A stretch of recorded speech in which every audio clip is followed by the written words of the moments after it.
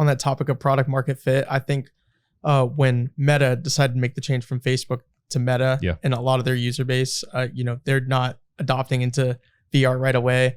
If you're able to talk about it, like what do you see were kind of some of the challenges with their transition to Meta and just maybe their initial testing, trying to get people using their stuff? Like what was that kind of initial switch for them? Because I know you work closely with Meta. Yeah, I think the hard part for them was figuring out a way to make the metaverse a compelling vision.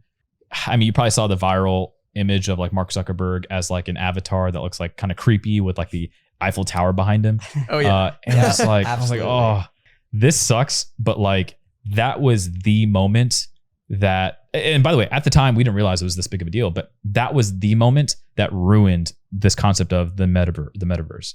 At the time we didn't realize it. We were like, oh, it's a funny meme, whatever. And like, all of our friends made fun of it, whatever.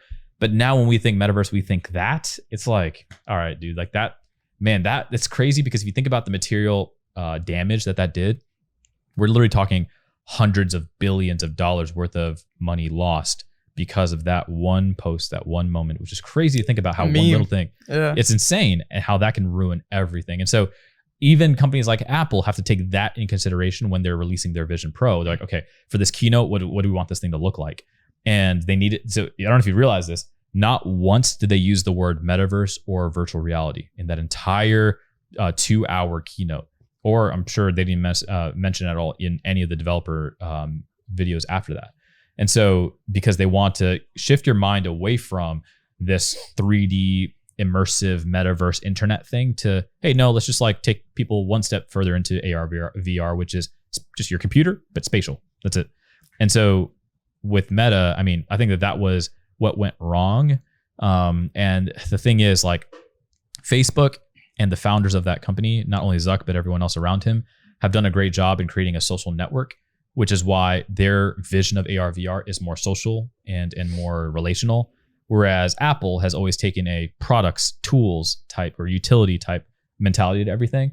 This is something that you would use. And so when it comes to their AR, VR headset, they're more so, okay, what tools can we give you so you can be productive? So very different approaches to begin with.